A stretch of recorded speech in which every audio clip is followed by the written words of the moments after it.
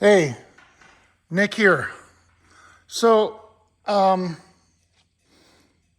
doing the horns on the Mustang. They worked good, but they were all rusty. I'll show you what they look like in a second. But I put them through my Blaster Metal Rescue stuff. I've got the other one in here, soaking. See, there it is. I did this one first, see? I mean, these were completely covered with rust, completely covered. And everything, even all this was completely covered with rust, even though they did work. But look at how nice they came out. And they still work. And the windings are still good. I took a piece of sandpaper and lightly sanded the point contacts. It didn't really make a difference. The horn still works. I tested it. Here's before. See, this is how they looked. All rusty, all dirty. This one's not so bad on the outside, but these were much worse. This is just one I grabbed off the shelf. I should have shown you my other horn before I put it in the bath, but I forgot again.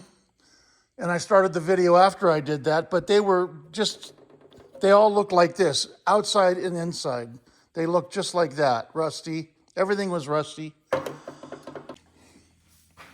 Okay, so here we go. Put ground, you gotta ground it, right?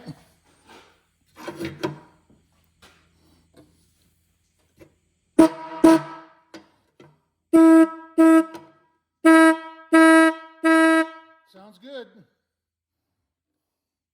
Now this one doesn't work. So what I'm gonna do with this one is I'm gonna soak this one in the bath and see if it works after I'm done soaking it. So let's try this one. I'll show you that this one doesn't work. You can hear it trying. Okay. So we'll put this one in the bath and we'll see what happens. And I had this one in the bath for 3 or 4 days. Even the paint came off mostly, you know, which was pretty nice. So I'm just going to repaint it black. There's still water coming out of it.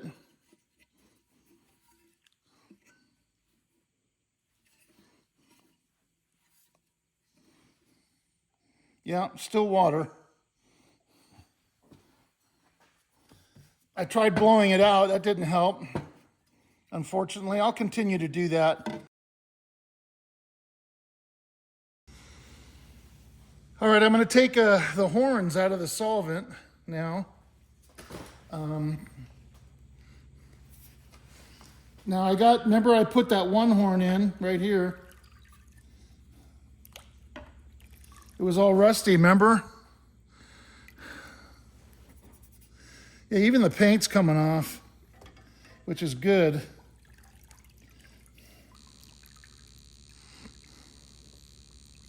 And the windings are good still. Looks pretty much rust-free to me. Now the Mustang horn is in here too. This is not the Mustang horn. This is the one we were testing because it didn't work. So we're gonna see if this stuff will fix it. Get the rust off, and maybe the rust is why it's not working, right? So I'm gonna rinse this off and then dry it off, and then I'll come back. All right, I rinsed it off, I blew it out, and then I tried it, and it worked, but it was really, it sounded really bad. So all I did was, I sanded those, okay? A little bit, you know, and I had to stick this screwdriver in there. I had to stick it in there between, there's a Bakelite plate and then this metal plate. The Bakelite plate has a point on it and this has a point on it. And then when you add power,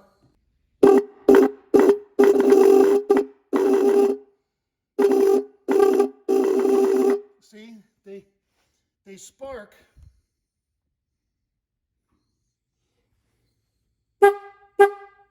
But so what I did was I sanded that, and it didn't work very well. It worked, but it didn't work very well. So then I adjusted this a little bit. Now I did that before I dipped it to get the rust off. I tried adjusting this, trying to get it to work. It didn't work. So I put it back where it was. Then I stripped it of the rust, and then I adjusted this again. And I got it to work a little bit better, but it's real scratchy. It's not clear and crisp like that.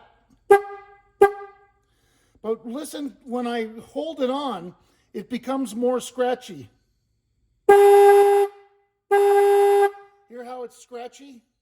I don't know how this is going to translate that sound, but it's real scratchy when I hold it on. But if I just tap it, it's really nice and crisp.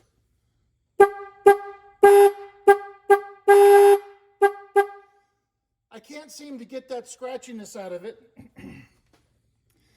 Now, one thing I did,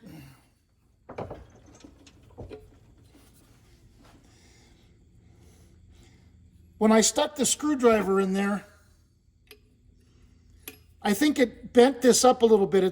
Because you have to separate the points to sand them. So I stuck it in there enough just to open the points, but I think it bent this up, this metal piece. So what I did was I put it on the vise, and I tapped it gently with a hammer, right? Tested it, tapped it gently with a hammer to kind of bend it back down a little bit. And I mean 1/1000th of an inch, not 1/8 of an inch. And it worked better and better until where I've got it right now. So that's all I've done. Sanded the points, tapped this down a little bit, adjusted this a little bit. Make sure the ground is good. I'm happy with that. And this is the one that didn't work. So if you have a horn that doesn't work, you can use that blaster rust removal, rust repair, rinse it off, make a little adjustments, test it, keep testing it. That's pretty nice. Now, it's not perfect, but it's pretty nice, and it's an original horn, right? So now I'm going to take the Mustang horn. I did one Mustang horn. I'm going to take the other one out, clean it, rinse it, blow it off, and then we'll try that one. All right, this is the other Mustang horn.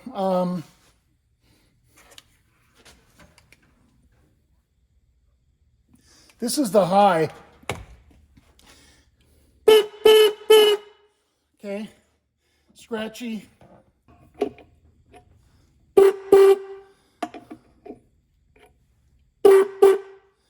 Not doing too well. I filed the points. So what I'm going to do now is I'm going to tap that with a hammer like I did the other one. I'm going to tap this with a hammer lightly, like that.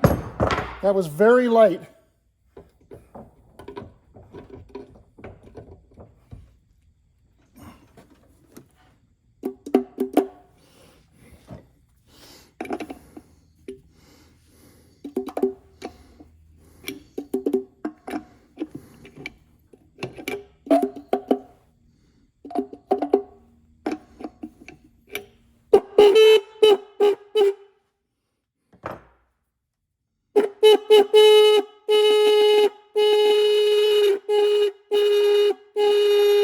Sounds like a sick cow. It worked better before I cleaned it, but I've been messing with it.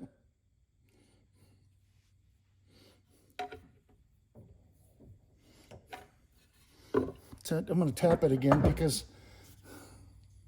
I hit the wrong side. I hit it on the edge. Shit. Oh well. See what that does. Okay.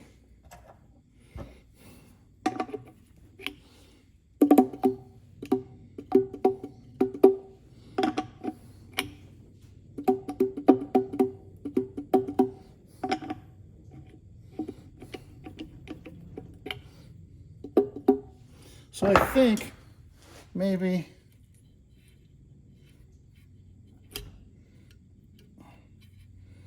they're too close, too much pressure between the two. Yep. Yep.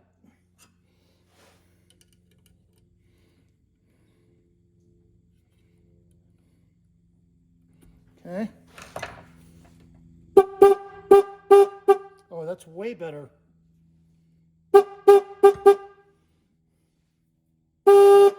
Way better. Let's try this now.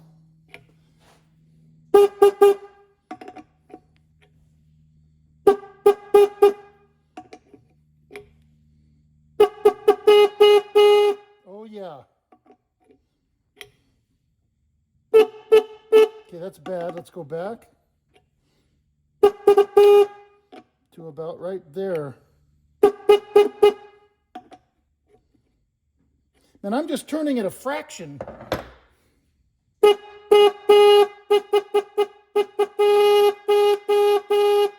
That's pretty damn good. So, that's the high horn. Here's the low horn. So let's try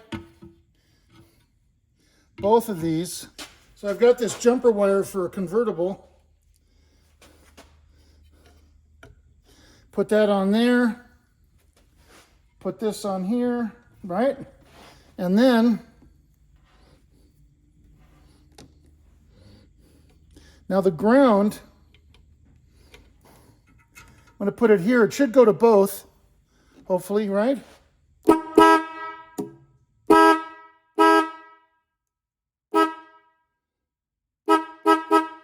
Can't beat that. Pretty good, huh? That was fairly easy, you know. I just dipped it, cleaned it, made a few adjustments, sanded the points. This thing was critical. This was the most critical adjustment. I'll show you that again, just so you understand, in case you didn't get it.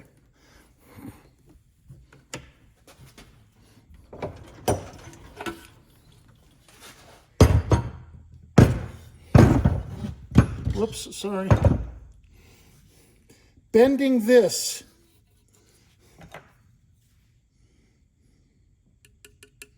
was the most critical adjustment. And then this. You see where I marked it? That's where it was originally. So that was facing this way. And you see I had to loosen it a little bit to get it to work right. But so sanding, bending, adjusting, and make sure it's grounded. That turned out pretty good. Look at how beautiful these are. They cleaned up. I mean, these were rusty turds. They worked, but they were rusty turds. The sample one that was rusty, that cleaned up pretty nice too. There's still a little bit of, you probably can't see, there's still a little rust in here. I could have kept it in longer. The first horn I had in for 3 days. The second horn I had it in for 2 days, but it cleaned up really nice still. And all the paint came off mostly. So 2 to 3 days is probably the trick. Now these have still got water coming out. Even though I blow them out, they still have water coming out of there. I think it'll eventually dry up, but I'll blow them out some more. Okay, here's the finished product. All painted up, put back together again, looking good. Ready to install. They came out nice. Painted them gloss black. Now I noticed while reviewing some of these videos that when I honk the horn, the volume on my phone goes down. And then it takes a few seconds, like 5 to 10 seconds for it to recover. That's weird. I didn't know that the phone would do that. So I'm talking after honking the horns and you can barely hear me because of that feature. It's weird. Anyway, let's test the horns to make sure one more time that they work.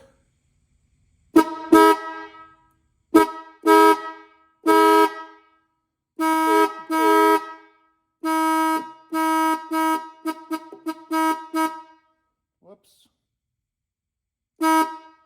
One of them's not working. One of them stopped working. See, that's why we test them. This one. That one.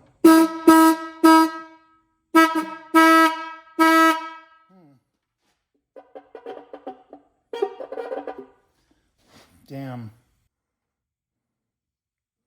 Okay. I had to adjust the nut. I guess I had it wrong. It worked until I put the cover on, of course. Here goes.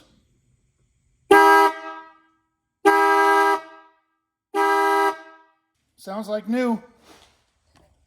So that's it. So you guys know what to do. You want to fix your horns, okay? They turned out nice. Thanks for watching. Don't forget to like and subscribe, comment. I answer all of them. Thank you for watching.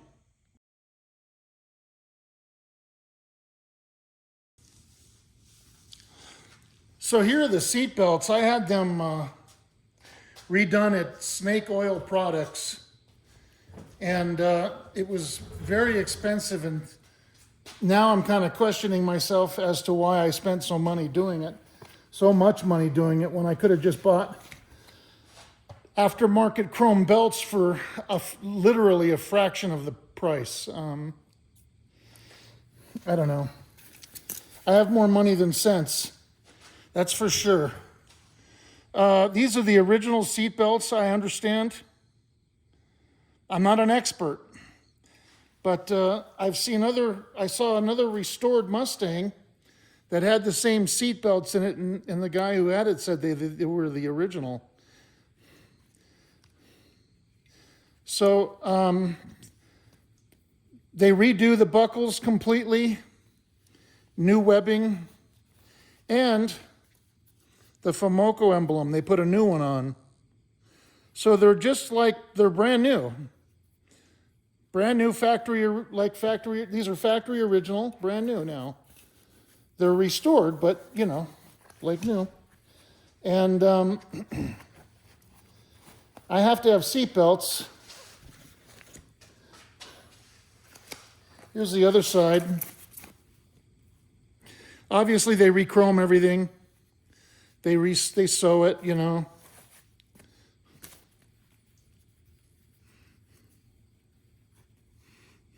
The buckles, these are the back seats, because they just have an eyelet.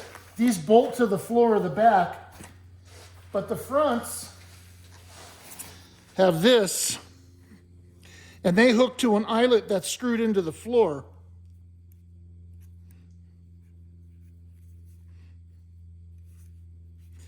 And then you put a pin in here to lock it. Now the pin is plastic, but this doesn't come undone anyway, really. All the pins were gone when I got the car. The eyelets are still in the bath, being with that blaster rust remover stuff. I got to take those out. I bought new ones on eBay. They're gold iridite, you know, gold cadmium. The ones that came out of the car were the original, and they're silver, but they're in bad shape. So anyway, that's them. So Snake Oil. Oh, you probably want to know how much it cost. It's embarrassing to even tell you, because it's too much money. It was $821 to have these seatbelts restored. Yep, I know, you're right. Nobody in their right mind should pay that kind of money to have this done. It's not worth it. So I paid too much. They do look nice, though, and they'll work, you know, they'll be safe, and they're original, so that means something, instead of having cheap-ass seatbelts in there, but that's what I should have done. You can buy chrome buckled seat belts that look original, that are similar, you know, for $80 or $100 maybe.